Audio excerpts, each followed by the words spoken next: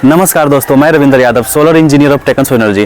दोस्तों अभी हम बिहार के औरंगाबाद में शाहपुर अखाड़ा के पास, ये हमारे अनिरुद्ध सिंह जी है, इन्हीं के घर पे ये सोलर प्लांट लगा रहे हैं। उनका नया घर ही अभी जस्ट बना है, तो नया घर इनॉग्रेशन के साथ ही ये सोलर प्लांट लगवाए हैं। और यहाँ जो प्लांट लगाए ये फर्स्ट टाइम लिव फास्ट का 10 kVA लगाए हैं। इसमें फर्स्ट टाइम हम इसलिए बोल रहे हैं क्योंकि फर्स्ट टाइम हम लोग लिव फास्ट का बाईफेशियल मॉड्यूल लगा रहे हैं। ये है 550 वाट का बाईफेशियल मोनोपर्क हाफ कट। इस मॉड्यूल का जो VOC है 49.7 वोल्ट है एंड जो ISC है वो 13.82 एम्पियर है।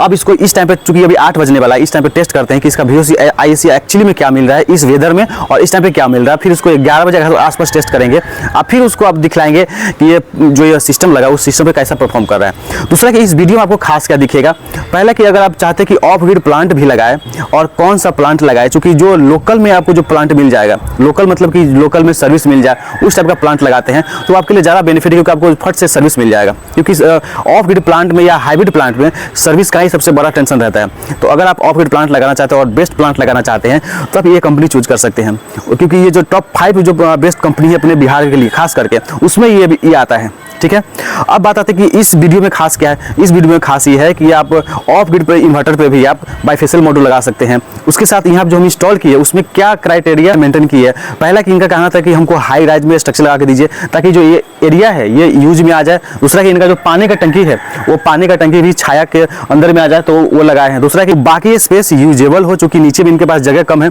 तो बाकी पार्टी फंक्शन जो होगा वो ऊपर में ही होगा। तो ये जो फ्री एरिया है जो करके दिए हैं, इसके लिए जरूरी था कि हम ऐसा जगह चूज करें ताकि वो एरिया भी यूज में आ जाए लेकिन ज़्यादा जगह भी नहीं छेके। इसलिए हमने ये जो सीढ़ी घर है, सीढ़ी घर से लेते हुए हम लोग जो बाकी जो एरिया था उसको हम लोग कवर किए हैं। तीसरा इसमें पॉइंट आता है कि ये इतना हाइट दिए हैं ताकि इसमें आदमी इजीली ट्रेवल कर सके और इसमें माथे में टच ना हो। इन सारे क्राइटेरिया को फुलफिल यहाँ किए हैं। उसके बाद यहाँ अरेस्टर लगाएंगे, उसका अर्थिंग यहाँ टोटल 2 अर्थिंग कर, एक अर्थिंग इनका अपना पहले से है और टोटल मतलब यहाँ पे 2 अर्थिंग करेंगे, एक इन्वर्टर के लिए और फिलहाल एक अरेस्टर के लिए, ठीक है, और एक जो DCDB के लिए। तीसरा है कि यहाँ हम लोग जो भी काम किए हैं उसमें स्ट्रेंथ का खास ध्यान दिए हैं। तो जब हम इस वॉल में स्ट्रक्चर लगाए हैं तो जनवे करते हैं कि इस वॉल का इसको स्ट्रेंथ मिल गया है, 3 फास्टर लगाया है 10 mm का। उसके बाद इसके स्ट्रेंथ से इसको भी स्ट्रेंथ मिल गया। उसके बाद यहाँ पे V शेप देंगे जिससे इनको और भी ये स्ट्रक्चर हिलेगा नहीं और ऐसे भी अभी ही नहीं हिलेगा। दूसरा कि यहाँ पे जो मॉड्यूल लगा है, मॉड्यूल के बीच में भी गैप दिए ताकि एयर कट हो जाए, मतलब इतना सारा व्यवस्था इसमें किया है। तो अभी तक मेरे चैनल पर अभी नए हैं तो काइंडली मेरे चैनल को सब्सक्राइब कीजिए, बेल आइकन हिट कीजिए और यदि वीडियो पसंद आता है तो शेयर कीजिएगा। अगर इंस्टॉल करवाना है किसी भी टाइप का प्लांट तो हमारा नंबर नीचे फ्लैश करता मिलेगा, उस पर आप हमसे संपर्क कीजिएगा। यहाँ जो हम 10 kV का इन्वर्टर लगा रहे हैं उसका VOC है 400 वोल्ट और ये जो मॉड्यूल लगाए इसका 49.7 वोल्ट है। लेकिन एक्चुअली में अभी इस टाइम पे क्या VOC मिल रहा है उसके अनुसार फिर इसका सीरीज और पैरेलल करेंगे। ठीक है, तो अभी हम लोग VOC मेजर करने जा रहे हैं। 44 वोल्ट आ रहा है, 44 वोल्ट, और ये थोड़ा सा और टाइम इंक्रीज होगा तो लगभग 45 से 46 वोल्ट तक जाएगा। ठीक है, तो 44 वोल्ट है, तो 44 वोल्ट है। इसका मतलब कि हम लोग 9 का सीरीज तो नहीं कर पाएंगे लेकिन लगभग हम लोग 6 का सीरीज करके लेके जाए, चूँकि 18 प्लेट लगा है। ठीक है, हो गया, निकालिए। तो पहला ये जो 3 पैनल है इसको सीरीज किए, उसके बाद यहाँ से हमको प्लस मिल गया, उसके बाद इस नीचे वाले से इसको हम सीरीज करेंगे और फिर यहाँ से सीरीज ला करके ये हमको यहाँ से माइनस मिल जाएगा। मतलब इस तरह से हमको टोटल 6 प्लेट मिल गया। अब ये 6 इसी तरह से अगला रो चलता जाएगा, फिर 6 और फिर अगला 6, इस तरह से टोटल हम 3 स्ट्रिंग यहाँ से निकाल के ले जाएंगे 6 पीस का। इस तरह से हमारा टोटल 6 मॉड्यूल का एक स्ट्रिंग बन गया और टोटल 3 स्ट्रिंग हो गया जो नीचे में जाके पैरेलल होगा और फिर वो लगेगा इन्वर्टर में। ठीक है, DCDB से पैरेलल करके फिर उसको इन्वर्टर में ले जाएंगे। कीजिए, इसको यहाँ जोड़िए, ये वाला जोड़िए, ये वाला। अब थोड़ा आपको बिगनिंग में लिए चलते हैं और वहाँ पे आपको दिखाते हैं कि कस्टमर का डिमांड क्या था और उसको उन्होंने कैसे फुलफिल किया और कैसे डिजाइन किया अपने स्ट्रक्चर को। तो जब कस्टमर ने हमसे ये डिमांड किया कि जो आप स्ट्रक्चर डिजाइन कीजिएगा वो इस तरह से कीजिएगा ताकि जो हमारा सीढ़ी घर है वो भी कवर हो जाए और पीछे में थोड़ा जगह छोड़ दीजिएगा ताकि हम उस पर चढ़ के साफ सफाई भी कर सके, और पूर्व वाला जो एरिया है वो कवर नहीं कीजिएगा, पश्चिम में जितना भी एरिया है टंकी से लेते हुए कवर कर लीजिएगा और कम से कम जगह में बढ़िया से बढ़िया लगा के देना और स्ट्रेंथ के साथ लगाना है। सो जैसा इनका डिमांड था उसके अनुसार यहाँ पे स्ट्रक्चर डिजाइन कर लिए हैं। साथ ही साथ इसका अलाइनमेंट देख रहे हैं एकदम सीधा लगा है कि नहीं, प्रॉपर वे में लगा है कि नहीं, ज़्यादा एरिया तो मैंने कवर ना कर लिया है और इस तरह से, और हाइट भी प्रॉपर मिला है कि नहीं। तो ये सारा कुछ देते हुए उसके साथ इसका स्ट्रेंथ भी देना था और ये अलाउ किए थे कि इसमें फास्टनर मार सकते हैं छत में। तो देख रहे हैं सारे जो स्टैंड है उसमें 4 फास्टनर किया है। उसके बाद इसका ढलाई भी होगा, वो भी 1.5 फीट हाइट तक ले। और अब जो हम लोग स्ट्रक्चर यूज करते हैं वो भी आप देख सकते हैं कि कितना फिनिशिंग वाला स्ट्रक्चर स्ट्रक्चर है ये थोड़ा सा कॉस्टली पड़ता है, लेकिन इसका लाइफ ज़्यादा है। और अब जो हम लोग पूरा डिजाइन कर लेते हैं, इस पर हम लोग सोलर को इम्पेलेंट करने जा रहे हैं। और सोलर लगाने टाइम में हमको ध्यान देना है कि बीच में गैप देना है, ताकि इस पर चढ़ के लोग साफ सफाई कर सके, इस बीच में भी चढ़ जाए, और जो पीछे वाला जगह है उसमें भी चढ़ के इस पर साफ सफाई किया जा सके। चूंकि हाइट ज़्यादा है तो उसमें साफ सफाई का दिक्कत ना आ जाए। तो देख रहे हैं कि इस तरह से हमारा पूरा जो मॉड्यूल है वो माउंट हो गया है। अब इसका वायरिंग करने जा रहे हैं। देख रहे हैं बीच में गैप भी दिया है ताकि आगे चल के इसका मेंटेनेंस बढ़िया से किया जा सके। अब बात आती है इसके वायरिंग का, और वायरिंग के साथ इसका एकदम फिनिशिंग का, ताकि कोई भी तार लटका हुआ ना रहे। फ्रेंड्स, अगर आप नियर बाई में हैं तो जा करके इनके घर विजिट कर सकते हैं, और जब रोड से मूव कीजिएगा तो आपको दूर से ही दिख जाएगा कि उनके घर पे सोलर प्लांट लगा है। तो जाके आप रिव्यू ले सकते हैं और आप हमसे संपर्क कर सकते हैं इंस्टॉल कराने के लिए। अब नेक्स्ट आता है, जब इसका पूरा स्ट्रिंग रेडी हो गया है तो अब बारी है फाइनल वायरिंग का, जिसमें पहले हम यहाँ अरेस्टर लगा रहे हैं। और अरेस्टर यहाँ पे 1 मीटर वाला है, ताकि जो सोलर है उससे थोड़ा सा हाइट पे रहे। और ये जो पीला वाला वायर दिख रहा है इसका सेपरेट वायर गया है नीचे अर्थिंग में। अब सोलर का इंस्टॉलेशन हमारा पूरा कंप्लीट हो गया है। अब रह गया सिर्फ शेष वायरिंग का, क्योंकि यहाँ पे वी शेप भी लगा ली है ताकि इसका स्ट्रेंथ मिल जाए और हिल डोल ना हो। दूसरा की सबसे ज्यादा स्ट्रेंथ इसका मिल गया वाल में, चूंकि वाल में हम लगाए हैं 3-3 फास्टनर, और उससे क्या है कि इसको सबसे बढ़िया स्ट्रेंथ मिला है। तीसरा कि इसका जो वायरिंग है वो पूरा इस तरह से किया ताकि कहीं से भी लटका हुआ ना रहे, और पूरा अलाइनमेंट में है, एकदम टेढ़ा, तनको ही कहीं से भी टेढ़ा आपको नहीं दिखेगा। खास करके जब हाई रेंज सोलर लगाते हैं तो वहाँ पे जो आपका लेग है वो एकदम सीधा होना चाहिए, और वो अगर सीधा नहीं है तो आपका स्ट्रेंथ बहुत कम हो जाएगा। तो स्ट्रेंथ अगर देना है तो आपको लेग सीधा लगाना है और फिर बढ़िया से सिविल वर्क करना है। अब इंस्टॉलेशन करना है हमें इन्वर्टर और बैटरी का, और उसके फाइनल वायरिंग का, और पूरा लोड टेस्टिंग करके देना है। अब यहाँ पे चूंकि 10 बैटरी था, तो इमेजिन कीजिए कि अगर उसको ऐसे ही जमीन पे छोड़ देता तो कितना ज्यादा स्पेस ले लेता, इनको भद्दा लगता है। इसलिए हमने इनको सजेस्ट किया कि आप बैटरी स्टैंड बनवाइए, ताकि उसी पे इन्वर्टर भी रखा जा सके और अच्छे से वायरिंग किया जा सके। और अब जब ये पूरा फाइनल होगा तो आपको दिखेगा उसका आउटपुट। पहले से इनके पास यही एक सिंगल बैटरी वाला इन्वर्टर था, जो कि लाइट के पर्पज से जब लाइट करता था उनको बैकअप दे रहा था, लेकिन उससे काम नहीं चलता, क्योंकि यहाँ लाइट कभी कभी ज़्यादा देर कट जाता है। और इनका बिल्डिंग जो अपग्रेड हुआ है थोड़ा सा, इस वजह से इसको छोड़ करके अभी ये 10 किलोवाट जो प्रॉपर जो सिस्टम आता है ऑफ ग्रिड वाला, उस पर शिफ्ट हुए हैं। और उसके साथ यहाँ जो लगाया गया है इनका पूरा, जो इनके बिल्डिंग का जो पूरा कंट्रोल बॉक्स है वो यहीं पे है। तो हमें वहीं पे सप्लाई देना है, वहीं से लेना है इस इन्वर्टर के लिए, और वहीं पे फिर सप्लाई भी देना है उस चेंजर में। उसके अलावा हमें पूरा जो सिस्टम है लिव फास्ट का है, ये 10 kV का इन्वर्टर है MPPT वाला। उसके साथ 2 साइज का टोटल 10 बैटरी है, उसमें एक बैटरी जो एक साइड का है। ये जो हम लोग DC-DB बना रहे हैं, ये इसमें SPD यूज किए हैं 600 वोल्ट का, ठीक है। फ्यूज यूज कर रहे हैं 32 एम्पियर का। उसका कारण क्या है कि एक स्ट्रिंग जो है उससे इसमें एम्पियर आने वाला है बहुत 12 एम्पियर मैक्सिमम जाएगा, तो 11 से 12 जाएगा। तो अगर इसमें एक में अगर 2 को भी डाल दिए तो भी ये बहुत 24 ही होगा, लेकिन ये 32 है, ये तो ये कभी ख़राब नहीं होगा, ठीक है। ओवर वोल्टेज होगा तो इसे ही ट्रिप करना ही है, जलना ही है। उसके बाद इसके साथ जो कनेक्टर के थ्रू हम बाहर, चूँकि इसमें कलर कोडिंग थोड़ा अलग हो गया है, लेकिन जो वही था वही लगा रहे हैं। तो इस तरह से इसको इसमें पैरेलल कर रहे हैं। अब पैरेलल होते हुए चलेगा अपने इन्वर्टर में, और यहाँ पे हम कनेक्ट करेंगे अर्थिंग को, और इस तरह से बना रहे हैं इसको। यहाँ पे इनपुट डालेंगे दोनों सभी स्ट्रिंग का, और यहाँ से आउटपुट ले लेंगे इन्वर्टर के लिए, ठीक है। उसके लिए ज़रूरी है कि हम लग का यूज करें। ये जो लग है, ये सारे लग इसमें लगना चाहिए, जैसे कभी बना रहे हैं। इसमें चूँकि तार तो ब्लैक ही है, इसलिए हम उसमें टेप लगा रहे हैं ताकि प्लस माइनस का पता चल जाए। इसमें 3 इन भी कर सकते हैं, या 2 इन भी कर सकते हैं, या 1 in 1 out भी कर सकते हैं। एक हटा देंगे तो 1 in 1 हो जाएगा। ये लिव फास्ट का अपना ये 10 kV का सोलर इन्वर्टर है, जिसमें मेन जो है अपना फंक्शन है, यहाँ पे सोलर कनेक्ट करना है, और उसका ये ढक्कन भी दे दिया है, ठीक है। ये जंक्शन बॉक्स का ढक्कन है, यहाँ पे सोलर कनेक्ट होगा, और उसके साथ ये बैटरी का टर्मिनल है, और ये जो है बैटरी का टर्मिनल है, इससे बैटरी ऑन ऑफ होगा, इससे इनपुट ऑन ऑफ होगा, और इनपुट आउटपुट यहाँ पे कनेक्ट होगा सिंपल सा, और इससे लोड ऑन ऑफ होगा। ये लोड वाला है, ठीक है, रोटरी स्विच से।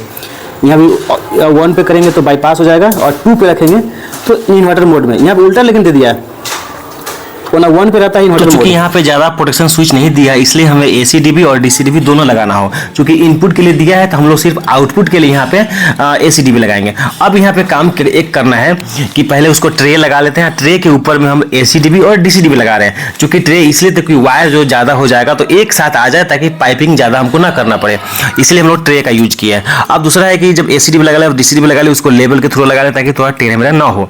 अब AC-DB जो है थोड़ा पहले लगाए हैं, DC-DB बाद में लगाए, ताकि जो होल से तार आए वो DC-DB में जाए और वहां से जाके इन्वर्टर में आ जाए। अब देखिए ऊपर से जो वायर आया है पाइप के थ्रू, वो आगे इस तरह से एकदम बढ़िया फिनिशिंग के साथ। दूसरा कि जो अर्थिंग का वायर है उसको अलग छांट रहे हैं, और जो अर्थिंग जाने वाला है इन्वर्टर के साथ वो भी जा रहा है, उसके साथ DC वायर भी जा रहा है। अब इस तरह से पूरा पाइपिंग जो हम बढ़िया से फिनिशिंग के साथ कर लिए हैं। अब जब हमारा आउटपुट आ गया है, मतलब सोलर का आउटपुट आ गया है इन्वर्टर के पास इस तरह से। अब चलते हैं इन्वर्टर के पास। पाइप का फिनिशिंग आपको कैसा लगा हमें कमेंट करके जरूर बताइएगा। अब जब इस तरह से वायर हमारा पूरा आ गया है इन्वर्टर के पास, तो वहाँ पे हम पहले वेरीफाई करेंगे कि हमारा कौन सा प्लस कौन सा माइनस है। और इस तरह से स्टिंग भी चेक हो गया, ठीक है, 263 वोल्ट आ रहा है, तो दूसरे स्टिंग में भी उस तरह से आएगा। तो स्टिंग चेक होने का मतलब कि प्लस माइनस वेरीफाई हो गया है, तो अब उसको डीसी-डीवी में इन कर लेंगे। अब फिर उसके बाद इन्वर्टर के लिए आउटपुट ले लेंगे। इन्वर्टर के कनेक्शन टाइम हर वो पॉइंट को हमें चेक करते चलना है। अब बैटरी हमारा जो पूरा जुड़ के कितना हो गया है, 122 वोल्ट हो गया, मतलब हमारा पूरा जो सीरीज है बैटरी का वो सही है। अब हम बैटरी का कनेक्शन इन्वर्टर में इजीली कर सकते हैं, चूंकि हमारा जो इन्वर्टर है वो 120 वोल्ट में था, इसलिए पहले हमें टेस्ट कर लेना था। अब चूंकि एमसीबी बस डाउन करके रखना है और बैटरी को कनेक्ट कर देना है, अब कुछ नहीं होगा। उसके बाद बस एमसीबी उठा देना है। अब देखना है कि जब हमारा पूरा जब स्टिंग रेडी है तो फिर फाइनल टेस्ट लेना है। चूंकि हम सोलर कनेक्ट करने जा रहे हैं तो फिर से उसका VOC और ISC टेस्ट कर रहे हैं, तो देख रहे हैं कि हमको मिल रहा है 261 वोल्ट एक स्टिंग में है, और फिर दूसरे स्टिंग में जो ऊपर से आया उसका टेस्ट कर रहे हैं। दूसरे स्टिंग में कितना है, दूसरे स्टिंग में है 263, मतलब दोनों स्टिंग लगभग सेम है, तो 1-2 वोल्ट का ड्रॉप है, कोई दिक्कत नहीं। अब वहाँ से दोनों फ्यूज को हम इन कर रहे हैं। अब फिर फाइनल टेस्टिंग भी लेंगे कि हमारा जो फाइनल जो पैरेलल होके आया उसमें कितना मिल रहा है। तो फाइनल हमको कितना मिल रहा है, फाइनल मिल रहा है वो भी लगभग 261-62 ही मिलेगा। वो मिल रहा है हमको 261 मिल रहा है, 261 वोल्ट, मतलब कि हमारा वहाँ तक पैरेलल पूरा मोड सही है। अब जब इन्वर्टर में इन करें वहाँ भी टेस्ट कर लेते हैं, तो वहाँ भी हमें कितना मिल रहा है, 261 मिल रहा है, 262, मतलब हमारा पूरा जो सोलर का स्टिंग है वो भी पूरा करेक्ट है, बैटरी भी करेक्ट है, अब पूरा प्रायोरिटी के साथ पूरा सही है। अब हम इसे इजीली इन कर सकते हैं। अब बैटरी वाला एमसीबी को उठाते हैं और फिर देखते हैं कि अभी हमारा जो सोलर है इस टाइम पे कितना परफॉर्म कर रहा है और किस तरह से हमारा जो सिस्टम है पूरा वर्क कर रहा है। अब आपको टेस्टिंग करके भी दिखलाते हैं। अच्छा, ऑन हो गया, सोलर ऑन हो गया, ओके।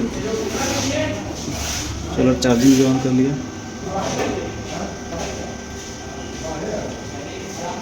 बाकी अभी कुछ और नहीं कीजिएगा, ठीक है। वहाँ से वो वाला स्विच बंद है, देखिए वो वाला बंद है, ओके।